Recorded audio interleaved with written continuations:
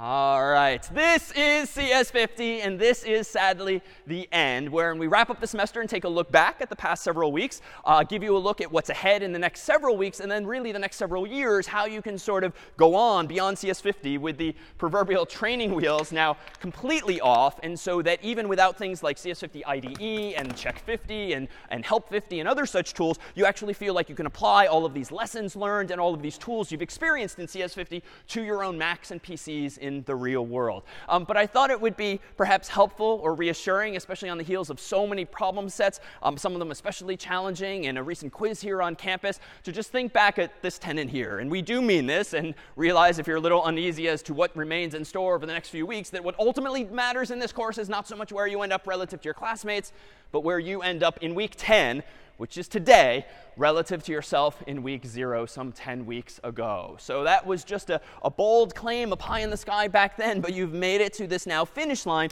where all that remains is that one final milestone where there's no specification, you're not told what to do, but you get to design and implement yourself. And consider too, over the past several weeks, odds are many of you never really felt like you got your footing, like ever just as you started to grasp something, we sort of pulled the rug out from under you or kind of asked you to take another step up cognitively and actually understand something new. Well, that's very much the design of this, right? I was trying to think of metaphors yesterday, and if you're into like weightlifting or such, which I'm not, I suppose the analog here might be you're sort of, doing your weightlifting, and someone keeps putting more and more weight on the thing as you get better and better, and so you never actually necessarily feel like you're making progress because it never gets any easier, but that's just because the weight on either end is, so I'm told, is getting added to and added to. And I do mean that more academically here too, is that with every passing week did we start to hope that you were reasonably comfortable with what was in the past so that we could lead you further along in that journey. And perhaps most stark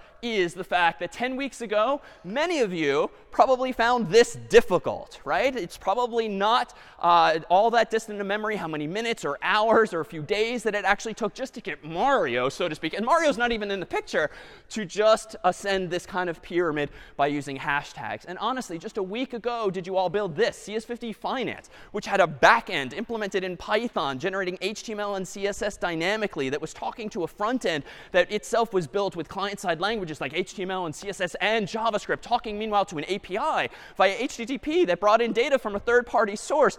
Like, that's where you now are. And so even if you don't feel 100% like you could build this from scratch, and that's fine. Indeed, what many students do for their final project is start with something like PSET 8, tear out all the finance-specific stuff, and then start to add their own thoughts and ideas and their own code. Notice just what the delta truly is. And that's what we mean by that delta between week 0 and week 10. I received just this past week, actually, an email from one of your classmates who I thought was wonderfully reflective on what their experience had been like, and quite consistent with this idea of not quite ever getting their footing, wrote this. Besides learning the new material, I felt that I started to be more comfortable with being uncomfortable and being OK with working towards building a skill rather than getting the right answer. Right? This is the kind of quote that you kind of see in like a Harvard brochure or whatnot, but it's like it really is true. This idea of being uncomfortable, being comfortable, being uncomfortable is very much the case. And honestly, you're never really going to get your footing in this world, because honestly, everything we just taught this past semester is going to evolve starting tomorrow and in the years to come. But hopefully, what we've done in the class by choosing certain languages, some of the most foundational like C and SQL and now Python, even as those languages evolve themselves or become less used, the principles of memory management and data structures and trade-offs and abstraction and encapsulation, all of those principles, like those aren't going away. And that's the advantage, I think, of starting from the so-called ground up, right? It wasn't that long ago we were talking about zeros and ones. So you're not just software engineers, you're computer scientists or budding computer scientists, because you have those mental models that can then be applied to any new technologies or domains that are down the road. And if it's reassuring too, even I feel this way. Like, I don't feel like I've mastered CS50 or all of the material therein. I kind of feel like that graph that we drew that was that green curved line where, like, fortunately I'm always making some forward progress, but I'm never actually reaching the peak of anything because there's always something new to learn. And it's scary too. And in fact, the most relevant instance of being comfortable being uncomfortable, or maybe in my case being uncomfortable, was just a few years ago. For many years, CS50 had used a language called PHP for the web programming portion of the course. And eventually, we as the staff decided, it's time to transition to Python, which has a number of upsides, among them the applicability in the real world. It can be used more effectively for command line programs, data science, data analytics, and it just felt like it was time. The one catch was I didn't know Python. And so this sounded like a wonderful idea, sort of philosophically, that summer. Yes, we shall teach Python this fall. Then October came around, and I realized, oh, Python's coming up in a week or two. We should probably, meaning I, should probably go learn Python. And so that entire semester, was I learning, and were we paving the road as we went? And I swear, if you look back at the videos from just a few years ago, the Python lecture was like the longest lecture ever we have, because I was so damn determined to prove to everyone that I knew Python by that point in the semester. So perhaps overcompensating a little bit. But this is just to reassure that none of us, even the smartest of your teaching fellows and CAs whom you interacted with this year and myself, like none of us ever stop learning or stop being a little uncomfortable with this stuff. So even if you feel like, wow, I didn't quite absorb everything this semester, like you weren't ever going to, because we never did either. So take that to heart, if you would. Before we forge ahead, in fact, I thought I'd mention too, don't aspire to build this, for instance. Mirrored backgrounds kind of went out of vogue long time ago. But this was the first example of me building something or trying to solve a problem that I had no idea how to do. CS50 at the time did not teach web programming. CS51 at the time did not teach web programming, did not teach Perl or CSV files or the kind of ingredients I needed to build this, or even HTML or CSS for that. Actually, there was no CSS at that time, or even HTML. And so for me, too, this was an example of being comfortable, being uncomfortable, just volunteering, I will build the Frosh IM's website, and then turning to my roommate and saying, how am I going to build the Frosh IM's website? And just getting comfortable with that idea. You'll figure it out. And honestly, the key secret is to just surround yourself by really smarter people who know way more than you, who are more comfortable than you, so you can stand on their shoulders and learn from them along the way. And indeed, allow me to thank, before we forge ahead, just a few of the folks that you've either seen or not seen, especially those behind the scenes here today, Mike and Luke and Jose and Tom, who with media services have helped us with all of this amazing stuff over the past year. CS50's production team, Dan and Tara and Ian and Andrew, a couple of whom are new this year, and I know they were really thrown into the fire. You see one of them too, Max, the guy who's creepily got a camera on his head today here. Oh, okay, who doesn't at the moment, on our production team as well, all help capture this. And you'll see, too, even this world of video is influenced by software. This other camera here that's just robotically been going back and forth, left to right, all semester, controlled essentially by a PS4 controller via software and via a Wi-Fi connection there, too. So thank you to the team for making possible so many of the experiences you all have had here online. And of course, there's a whole bigger team teaching the class, the CAs and the TFs, our preceptors and the heads of the class, without whom I certainly could not do this. These are all of their names there, sandwiched in. And perhaps if we could, and we'll let them know by playing the video for them, such a round of applause that they got here at lecture as thanks for their time with us this year, if we could.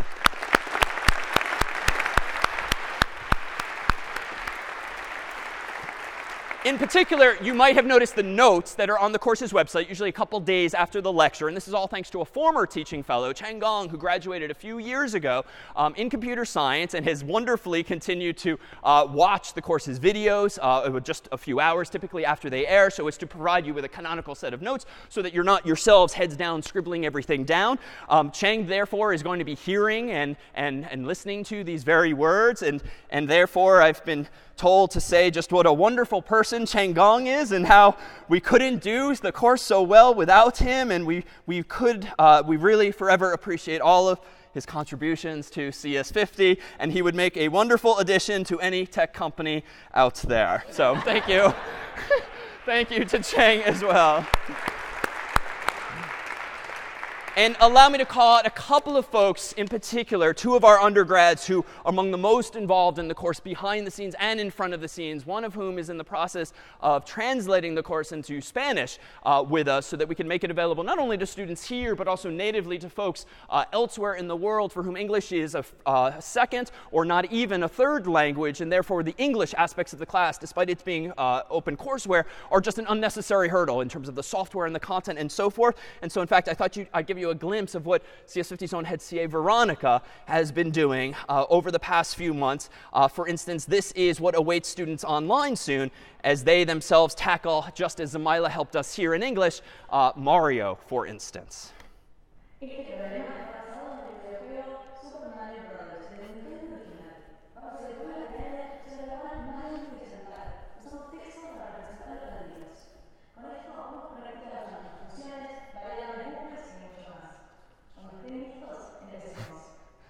My thanks to to other folks behind the scenes. Some of you might have met Aaron and Greg and Doug, and then one other member of the course's heads who sadly will be graduating this coming spring.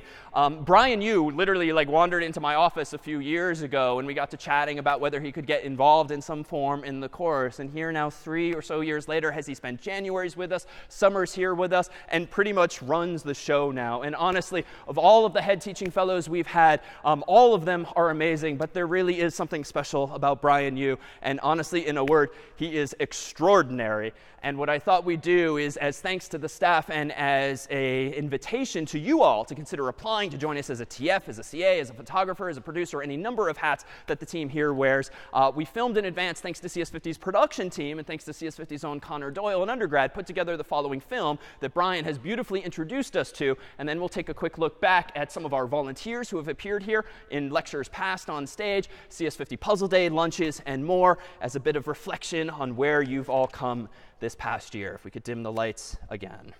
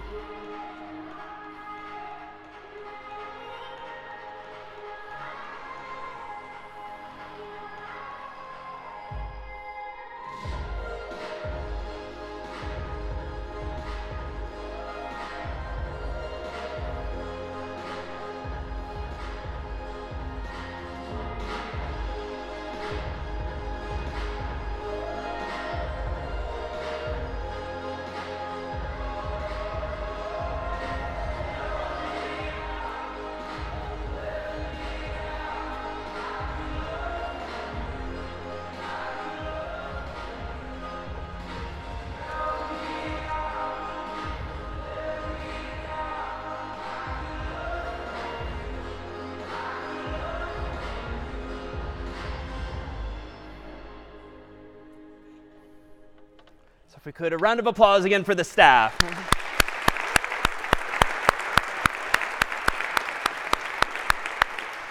So let's take a quick look back then at what it meant to be 10 weeks ago when we tore, and I was actually just thinking we probably should have added the meme clip to that part of the video here.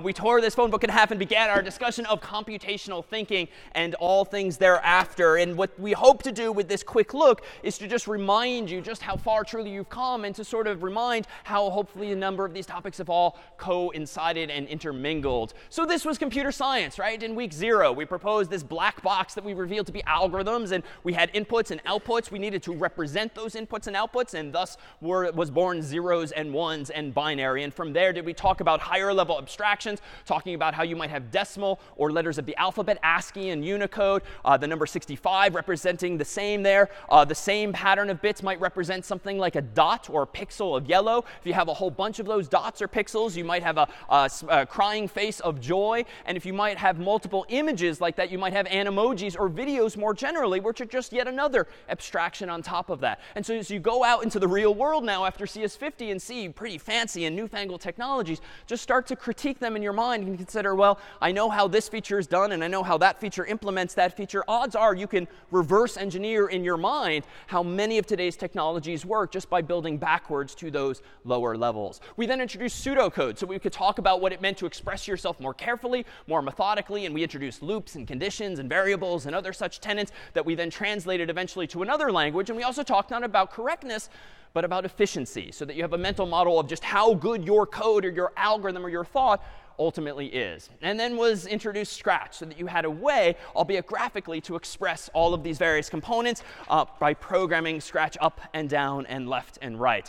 Of course, things got pretty scary or ugly pretty quickly. We then transitioned to C when all of a sudden the simplest of hello world started to look like that. Odds are that first week, if you'd never seen any programming language before, let alone C, most of those lines did not look familiar except for perhaps the hello world, but even that thing was followed by some random \n, and all of that have we hopefully teased apart over the past many weeks. That, of course, gets compiled down to zeros and ones, which the computer only understands, and thankfully we humans live in an age where we don't need to worry about that level, or relatively few of us do, because we have abstractions and libraries and other developments on top. In week 2, did we then introduce other aspects of programming and functions and return values and the like, and we also talked about what's really going on underneath the hood. Code like this here, for instance, gets compiled often into multiple files, CS50s, standard IOs, and your own code, and then they all get linked together. But there, too, that's what you're getting for free, so to speak, by running a compiler like Clang,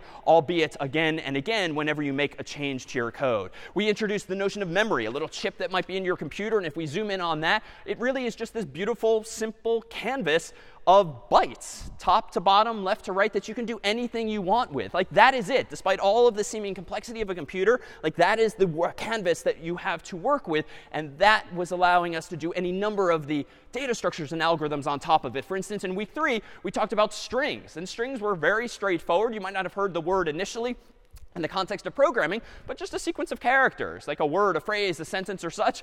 And then things got scary again quickly when we said, those are a little bit of a white lie, an abstraction, more properly, on top of pointers. Of course, pointers themselves got a little scary quickly. And even in retrospect, this might still look scary, and that's fine. The reality is most of you will not have occasion to program in C again. The only occasions I have are generally in September and October of every year myself, because in the real world I tend not to use this language, though it does remain super popular and super commonly used, especially in hardware-based contexts where you really want to squeeze as much performance as possible out of the hardware, and you don't necessarily want the overhead of a higher level language like Python.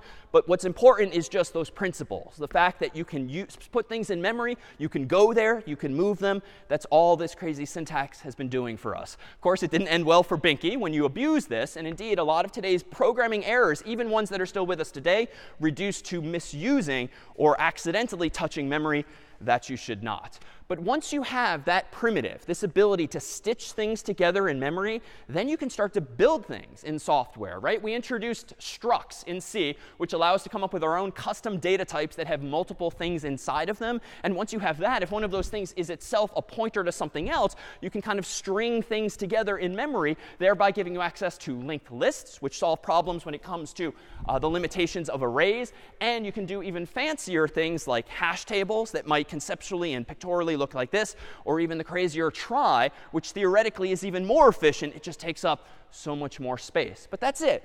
With pointers, all you're doing is stitching these data structures together. And even though most languages on top of C, like Python and Java and PHP and Ruby, don't have pointers per se, they have the idea of addresses or references still. So the concept is there. They've just made it a little easier not to shoot yourself in the foot by making mistakes and getting things like segfault. The compilers and the interpreters are increasingly getting good at helping you protect yourself from human error.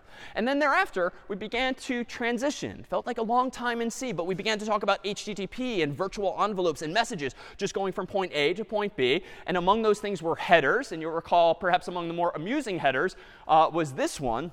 Bought some years ago. If you use a browser, or if you use curl, like a program at the command line in the IDE or your Mac or PC, and you actually request this, what was the status code that came back? Anyone recall? Wasn't 200, wasn't 404? Yeah, it was like permanently redirected. I think 301 or 302 came back, and where did it lead to? Like Yale University. So that was nice and fun. Of course, they bought harvardsucks.org some time ago. And for those unfamiliar, this weekend is, of course, the Harvard-Yale football game here in Cambridge this year. So as clever as Yale has been for like a decade of paying annually for, or rather, as clever as we have been, whoever the alum is, paying for a decade for safetyschool.org, redirecting to yale.edu. Unfortunately, harvardsucks.org also lives on. And in fact, there's a whole wonderful backstory there that was about 12 plus years ago now, where some enterprising students at Yale kind of really got us. Have folks seen or heard this story? So we really embarrassed ourselves some years ago. And it all boiled down to some very enterprising Yale students using a little bit of software and a computer program to create an actual bitmap, like a grid of pixels using humans. The problem was that those humans were us on the Harvard side in the Harvard Stadium, because we essentially created a bitmapped message thanks to their cleverness. So I thought we'd dim the lights and for about 3 minutes look at just how bad they got us. Now, to be fair, we got them for like 12 years or 19 years of football thereafter, though they have been winning the past couple of years, so we can't really talk about this now. So without further ado, let's dim the lights and pull this look up too.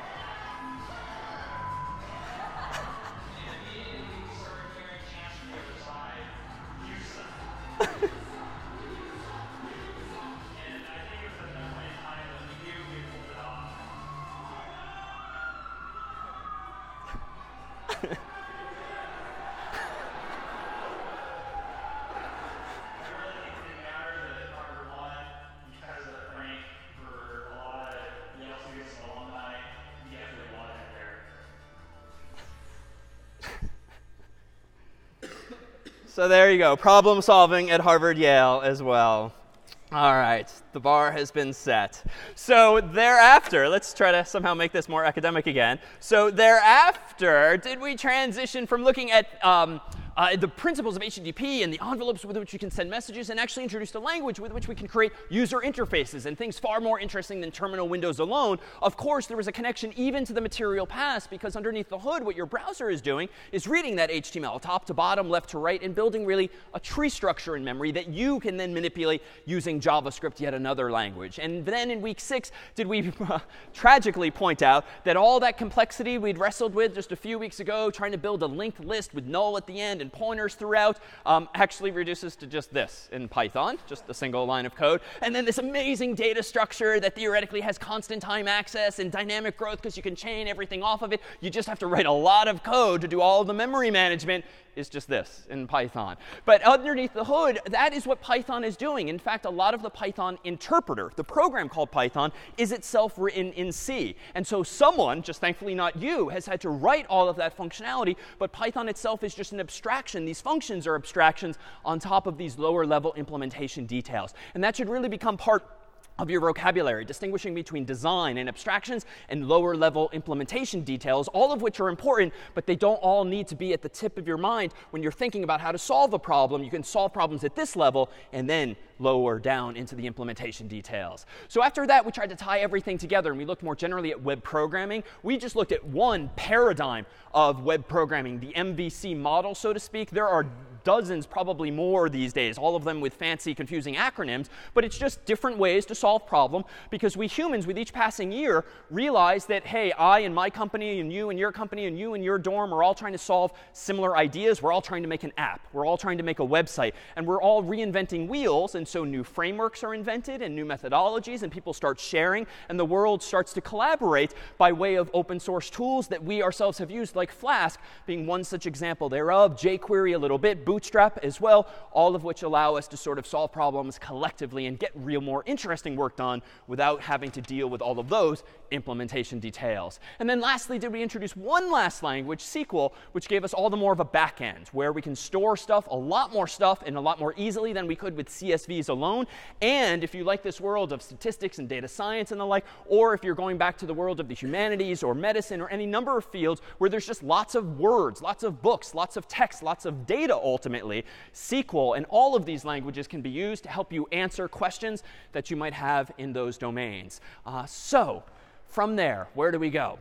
So on the, after Thanksgiving break here in Cambridge is the CS50 hackathon. It will begin at 7 p.m. in the evening, and it will end at 7 a.m. the next night. And it's meant to be one of those uniquely collegiate experiences where you have alongside you all of your friends and classmates and all of the course's staff into the night working on final projects. An opportunity to be productive, an opportunity far enough away from the deadline to feel good about it and to take breaks and to have dinner with us at 9 p.m., to have second dinner with us around 1 a.m., and then if you're still awake around 5 a.m., we charter some Harvard shuttles and take ourselves to IHOP for breakfast as well. But you're welcome to go to sleep at any point in between. Just to give you a sense of what it's like on arrival, do students from both Harvard and Yale ascend the stairs, joining the staff for the evening of programming. We have reserved the entire space above the innovation lab across the river at HBS, where everyone will be able to tuck themselves away into a corner with their partners or with their friends or classmates more generally, and just work throughout the night on their final projects.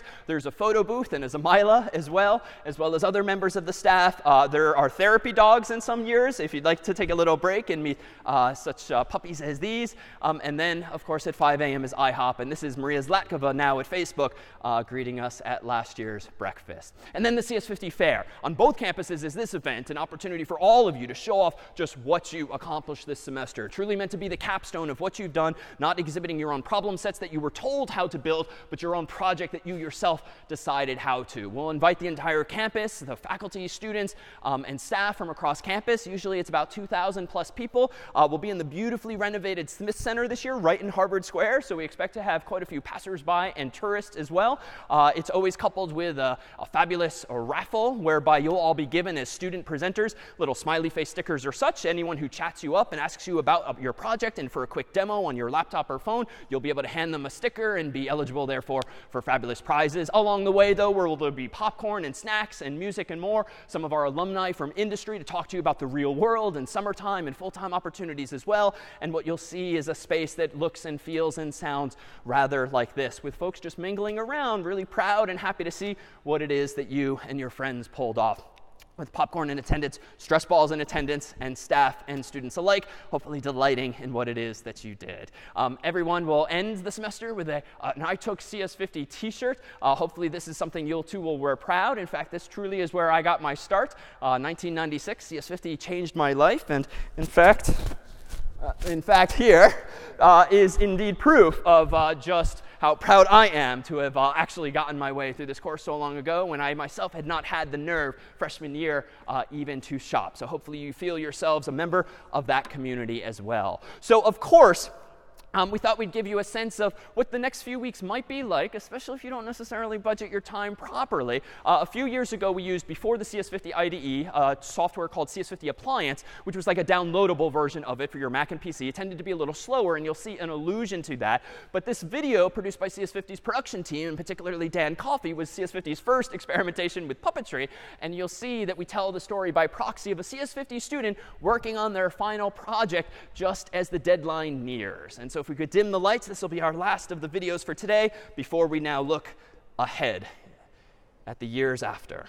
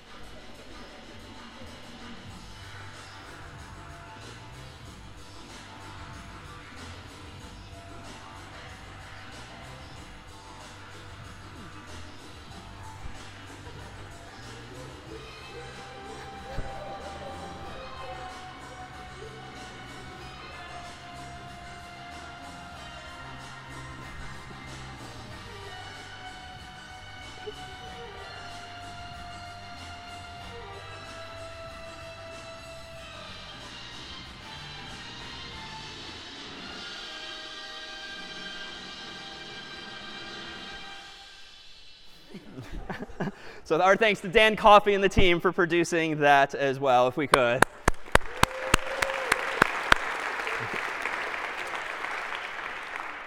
That is indeed exactly how deadlines work. Every time we have a deadline, anyhow, so life after 50. So the training wheels are off. You can keep the rubber duck and have someone to talk to as you wrestle with problems. But the CS50 IDE, while you can keep using it, is not something your odds are going to use in the real world for very long. And there really is no check 50 and help 50 in the real world, though there are lots of humans. They are not called TFs anymore. They're called friends and colleagues, but you can lean on those folks as well.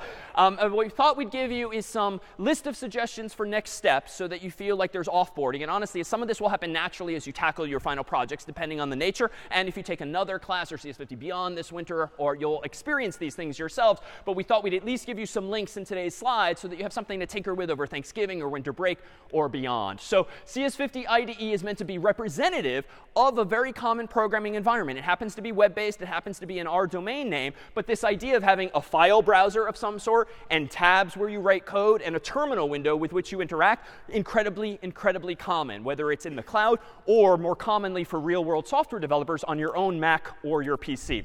Frankly, some years from now, this will probably be the way it is. None of us use our Macs PCs per se. Everything probably is remotely. So odds are some point in the future will come full circle. But for now, it's quite common to replicate this kind of setup on your own Mac or PC. So how do you go about having a command line, which hopefully you've gleaned, while frustrating, is more powerful than only having menus and icons available to you that someone else, like a company like Microsoft or Apple, has given you?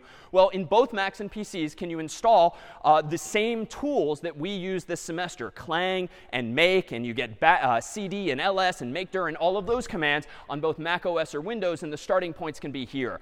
Both of those provide their own sort of terminal windows, and the software they're in you can just install via those two starting points. Now, what about Git? You've seen or heard about Git, even though we don't use it hands-on in the class. Odds are you will use this in higher level CS courses if you take it. It's one of the most popular programs with which to save versions of your software. Now, you may have noticed the CS50 IDE does this automatically for you. You can go to File, Revision History, and you can kind of go back and forth in time. And that's great and wonderfully useful, but it doesn't really lend itself to collaborating with others. And so if you're working with partners for the final project, in the simplest form, you can just have one of you share your CS50 IDE with the other usernames, and you'll all just share the same account. And that's fine, but it gets a little annoying and complicated if you're both trying to edit the same files, you're not necessarily talking to one another, and you're in different rooms. Like, at some point, you want it to have good workflows. And so via this URL here, does Brian introduce you to Git, a command line tool that's super, super, super popular these days that lets you save versions of your code. So you no longer call it Mario1.c and Mario2.c and Mario3am.c and the like.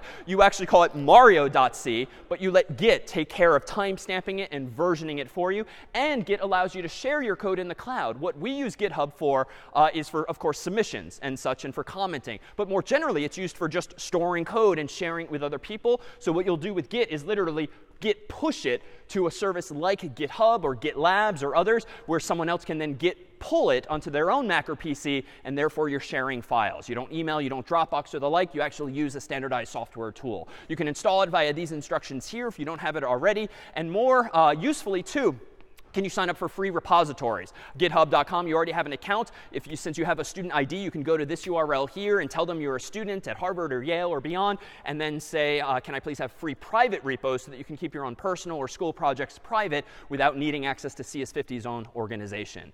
So what do you write code in? So there's bunches of editors these days. Among the most popular are tools called Atom, which is an open source text editor that has lots and lots of plugins. This is like the tabbed windows for writing code. It does syntax highlighting and so much more, so that your code is easy to edit and it looks pretty while you're working on it and just makes life pretty easy. Also super popular these days is VS Code or Visual Studio Code.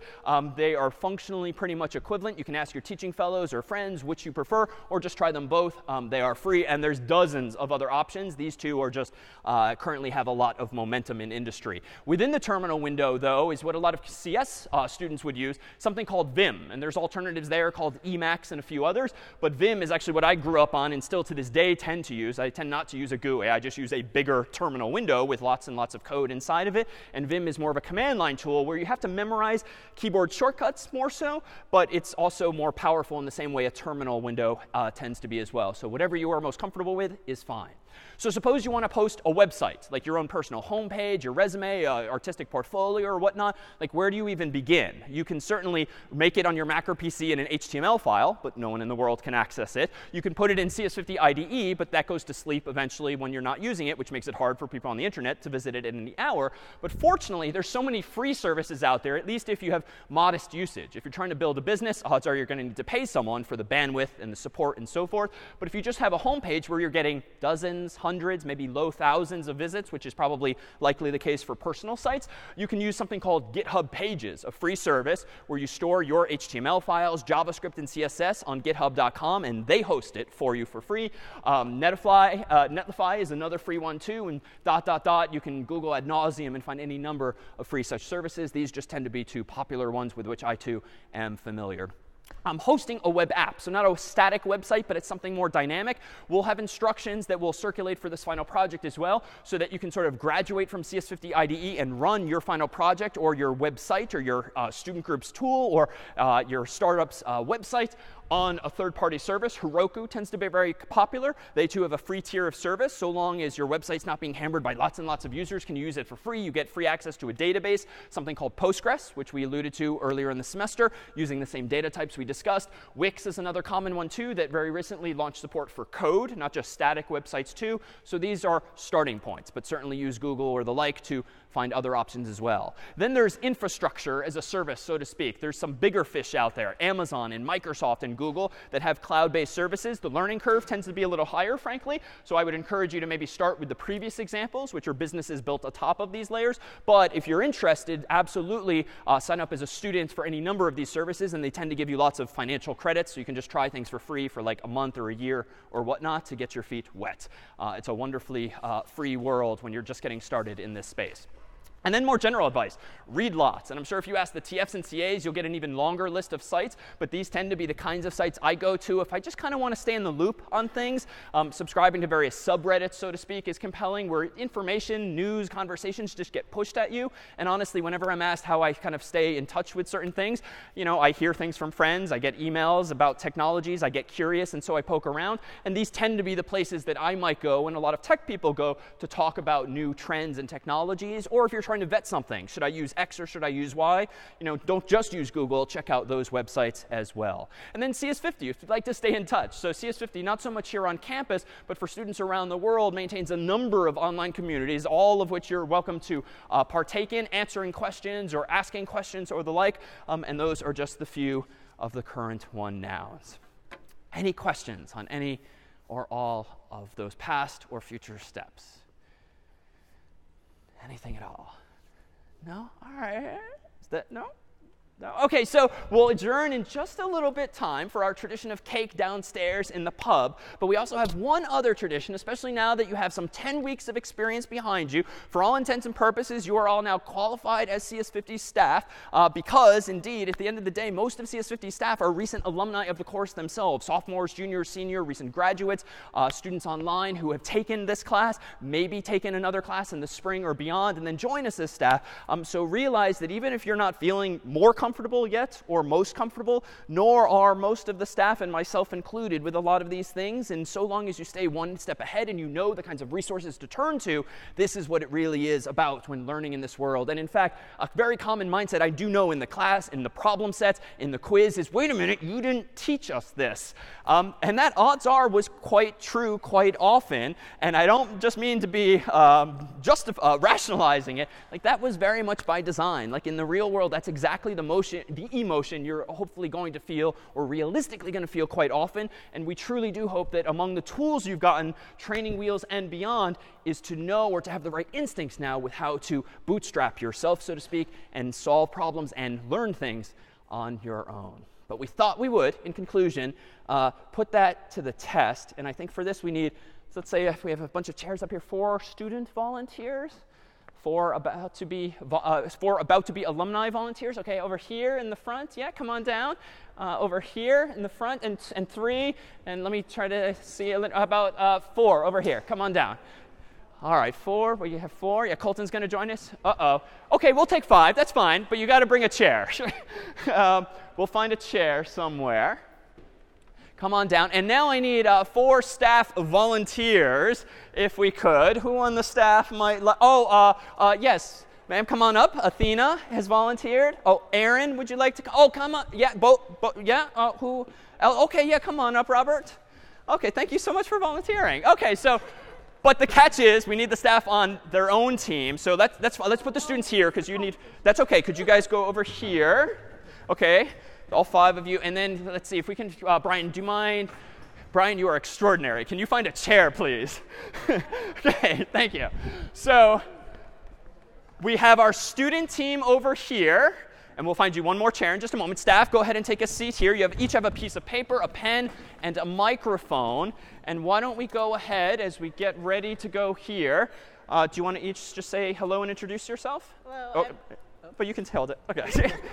I'm one of our preceptors. I'm Isaac. I'm Tia. I'm Robert. I'm a CA. I'm Athena. Hi, I'm Andrea. I'm an alumni soon. Thanks. Hi, I'm Aviva. Me too. I'm Jonathan. I'm April. I'm Eric.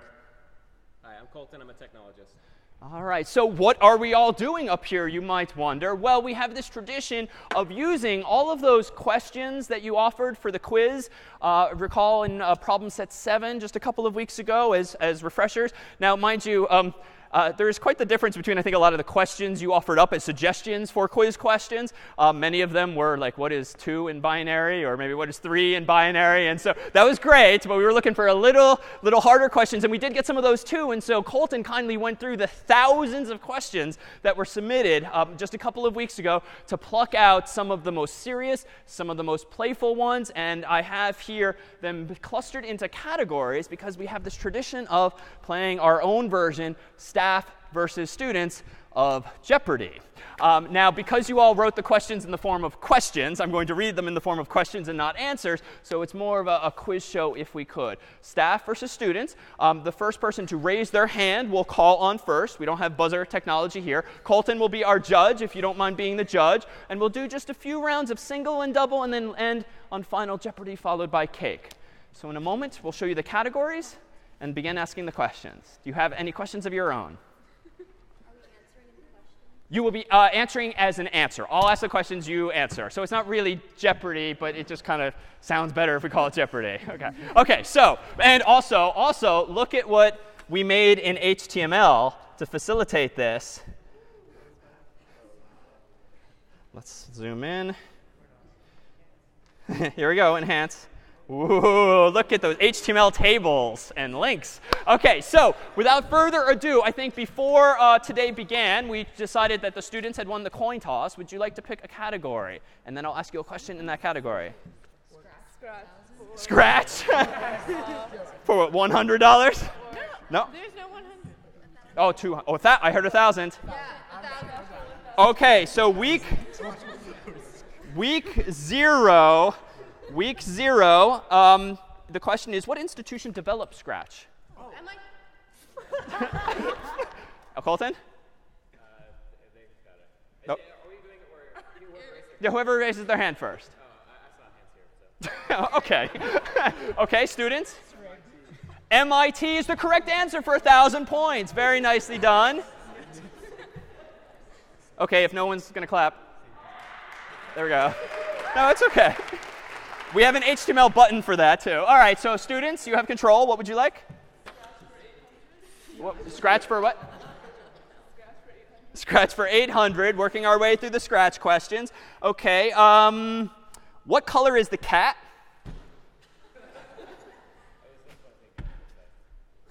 Students. OK, orange. Now, funny enough, 2 people asked this question in PSET 7, and we got 2 answers. Yellow and orange. Perhaps by a show of hands, yellow? Orange. OK, orange. Students get the $800. Very nicely done. Students?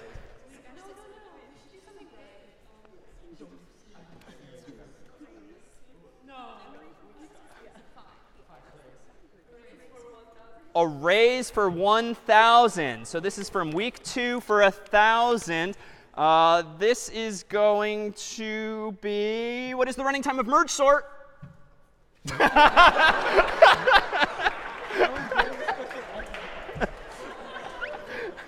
Staff? And log n. And log n is correct for 1,000. Staff, what would you like?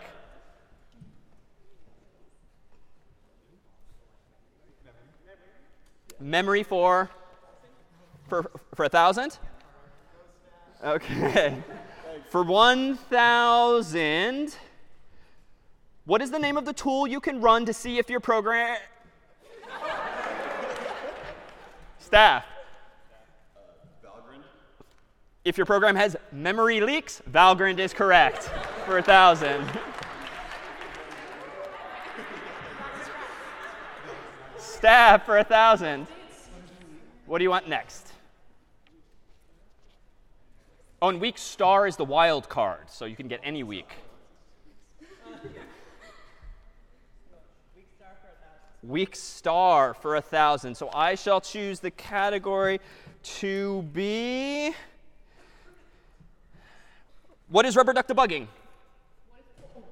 What is rubber duck debugging? Students. It's when you read every line of code to a rubber duck and to try and find a mistake. I think that's correct. Very well done for 1,000. All right, I think we have time for one more question in single jeopardy. Students, you have control and the lead.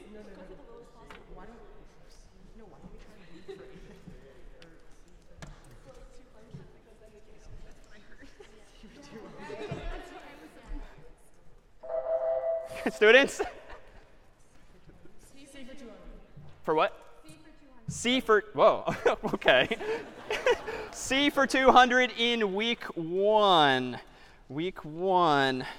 Your question is going to be, is C the absolute worst? Students for 200? There's a right answer to that. I think it's not because if a person asking that would say yes. So just match their answer. Wait, can match their answer? Yeah, the correct answers are right here. No. This is what I'm told. Yes. I hear 2 yeses and 1 no. I stick by my opinion. The answer is yes, it is the worst. For 200. OK, so we're now moving on to double jeopardy, where all the dollar values are doubled and the categories have changed to later weeks, still with 1 wild card. Students. Python for 2,000. For 2,000. What week? Python for 2,000. So that's week 6. Python for 2,000. And a question that a classmate asked was, what is an animal that you don't want to find under your pillow that shares its name with a programming language? Students.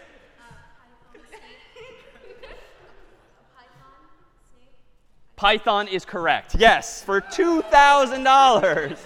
Very nice. Students. Time for just a few questions before we move on to final. Oh, let's do like web for 2,000. Web for 2,000. That was week 7. And a question here was, who is your friend? Students for 2,000. Oh, did you see Aaron first? Sorry, Colton's the judge. Developer tools? I'm sorry, that's incorrect. Yes, students? Inspect element, also incorrect, I'm afraid. Students again? Oh, rubber duck is incorrect. Google, no.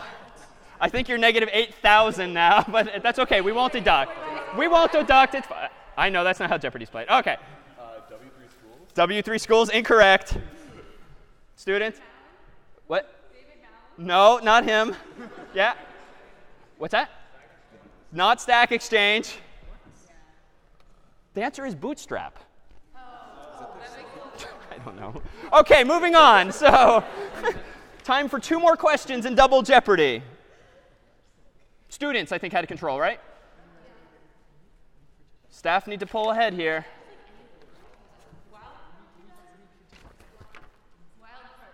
Wild card for 2,000. Audience, what week shall we give them? 1 through 7? 0 through 7? 4, I heard. Week 4. Week 4. What is the code for OK? Staff. 200. 200 for 2,000. All right. So staff have control. We have time for one more question before we move on to Final Jeopardy.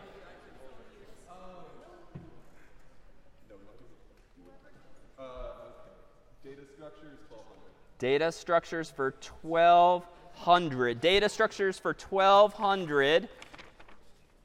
And that was, what week is that? 4. That's week 4. What do you call the situation when a structure refers to itself in its definition? Students. Recursion is correct for $1,200. Very nice. OK. So we now go into our last question of CS50 of staff versus students. Staff have 4,000. Students have 6,200. You're about to be told the Final Jeopardy category, at which point each team needs to commit in writing on the sheet of paper in front of them with the CS50 pen in front of them to a dollar amount, keeping in mind that you will either gain or lose this amount. All right. Go ahead and choose your – oh, here we go. The category for Final Jeopardy is going to be buggy. Buggy will be your category. Any dollar amount.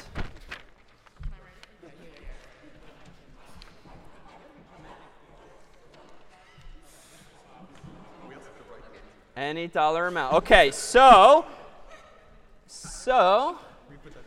here we go. The question is, they've all committed to a dollar amount. OK. I feel like you can hedge your bets there. All right. So here we go. Final Jeopardy. Buggy is the category. In which state, besides Massachusetts, does Google sometimes think we reside? In which state, besides Massachusetts, does Google sometimes think we reside?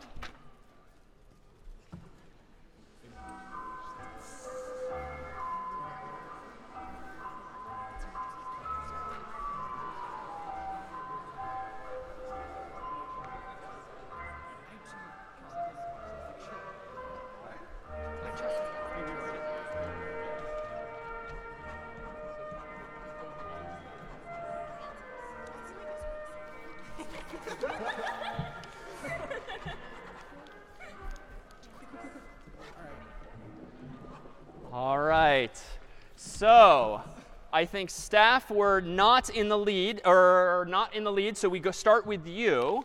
Staff, first of all, how much did you wager?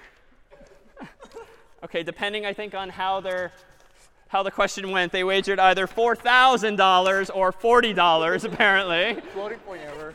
40, we'll go with 4,000. And what was your answer? We picked Kansas. Kansas. Interesting. Now, students, how much did you wager?